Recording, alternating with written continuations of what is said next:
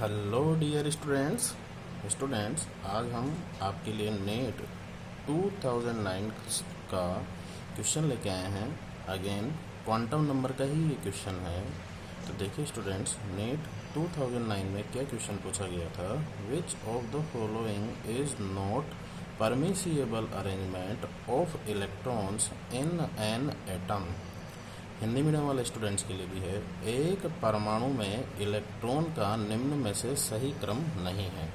तो देखिए स्टूडेंट्स, आपको ऑप्शन में क्या क्या दे रखा है। पहला ऑप्शन दे रखा है n = 5, l = 3, m = 0, s = +½ ऐसे ही दूसरे ऑप्शन में आपको क्या दे रखा है। सेकेंड ऑप्शन में n = 3, l = 2, m = -3, s = -½ तो देखिए स्टूडेंट्स, इस तरीके से आपको चार ऑप्शन दिए हुए हैं।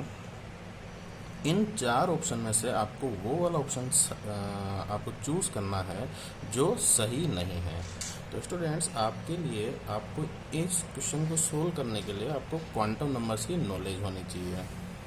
तो थोड़ी सी नॉलेज हम यहाँ पर गेन करते हैं। तो देखिए स्टूडेंट्स, हमारे पास सबसे पहला जो क्वांटम नंबर होता है वो होता है प्रिंसिपल क्वांटम नंबर, जिसको हम किससे डिनोट करते हैं, n से। दूसरा क्वांटम नंबर जो होता है वो होता है एजीमुथल क्वांटम नंबर, जिसको हम किससे डिनोट करते हैं, l से। एंड थर्ड क्वांटम नंबर जो हमारे पास होता है वो होता है मैग्नेटिक क्वांटम नंबर, जिसको हम किससे डिनोट करते हैं, m से। और फोर्थ क्वांटम नंबर जो हमारे पास होता है वो होता है स्पिन क्वांटम नंबर, जिसको हम किससे डिनोट करते हैं, s से। ठीक है स्टूडेंट्स, अब मैं आपको बहुत शॉर्ट में ये बात बताना चाहता हूँ कि जो प्रिंसिपल क्वांटम नंबर होता है n, वो ऑलवेज होता है ग्रेटर देन l। ठीक है स्टूडेंट्स, तो हम सबसे पहले ये चेक करेंगे कि जो हमारे पास चार ऑप्शन दिए हुए हैं उन चारों ऑप्शन में क्या n की वैल्यू क्या l की वैल्यू से बड़ी है। तो डियर स्टूडेंट्स, आप अगर इसको बहुत ध्यान से देखेंगे तो पहले ऑप्शन में अगर आप देखोगे तो n की वैल्यू कितनी है, 5, l की वैल्यू कितनी है, 3। तो इसका मतलब क्या 5 बड़ा है 3 से, हाँ। दूसरे ऑप्शन में अगर आप देखोगे तो n की वैल्यू है 3, l की वैल्यू है 2, तो क्या 3 बड़ा है 2 से, हाँ। थर्ड ऑप्शन में अगर आप देखोगे तो यहाँ पर n की वैल्यू है 3 और l की वैल्यू है 2, क्या 3 बड़ा है 2 से, हाँ। फिर फोर्थ ऑप्शन में आप देखोगे कि n की वैल्यू है 4 और l की वैल्यू है 0, तो क्या यहाँ भी n बड़ा है l से, तो आपका जवाब होगा हाँ। तो इसका मतलब अगर हम ये वाला कॉन्सेप्ट लगाते हैं तो ये चार ऑप्शन हमारे लिए ठीक होने चाहिए। लेकिन स्टूडेंट्स, अभी हमें आगे जाना है। तो आगे अब आप देखोगे कि अब मैं आपको पूरा क्वांटम नंबर तो अभी नहीं पढ़ा सकता, मैं बस आपको ब्रीफ में इस क्वेश्चन को सोल्व करने का एक तरीका बता रहा हूँ कि कैसे इस क्वेश्चन को सोल्व करेंगे। तो देखिए स्टूडेंट्स, अब m की जो वैल्यू होती है, मैग्नेटिक क्वांटम नंबर की जो वैल्यू होती है वो क्या होती है, -L2 + l। ठीक है स्टूडेंट्स, जैसे आपको पहला वाला जो ऑप्शन दिया हुआ है उस पहले वाले ऑप्शन में l की वैल्यू कितनी दे रखी है, 3। तो अगर l की वैल्यू अगर 3 दे रखी है तो m की वैल्यू कितनी हो जाएगी, -3, -2, -1, 0, +1, +2 एंड +3।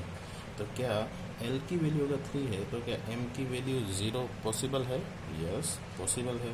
तो इसका मतलब आपका पहला वाला अगर ऑप्शन आप देखते हो, अगर आप पहला वाला अगर अपना ऑप्शन देखते हो तो पहले वाले ऑप्शन में n की वैल्यू है 5, l की वैल्यू है 3 और m की वैल्यू है 0। तो इसका मतलब अभी तक हम यहाँ पर सही चल रहे हैं, इसमें कोई मिस्टेक नहीं है। अब मैग्नेटिक क्वांटम नंबर जो होता है वो हमें किसके बारे में बताता है, किसकी इन्फॉर्मेशन देता है। मैग्नेटिक क्वांटम नंबर हमें इन्फॉर्मेशन देता है ऑर्बिटल्स की, अर्थात कक्षक की।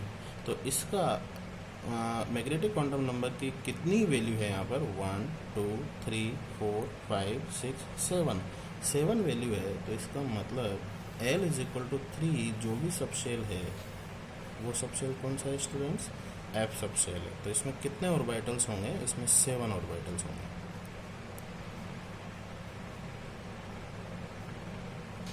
ठीक, अब एस जो होता है स्पिन क्वांटम नंबर, वो हमें बताता है कि जो इलेक्ट्रॉन स्पिन कर रहा है, अर्थात इलेक्ट्रॉन जो घूम रहा है वो क्लॉकवाइज घूम रहा है या एंटी क्लॉकवाइज घूम रहा है।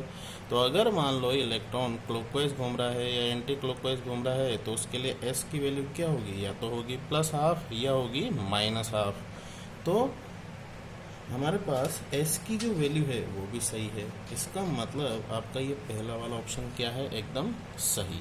ठीक, अब हम चलते हैं दूसरे ऑप्शन की तरफ। दूसरे ऑप्शन में हमने ये तो चेक कर ही लिया था कि एन और एल की जो वैल्यू है वो एकदम सही है, मतलब एन बड़ा है किससे, एल से।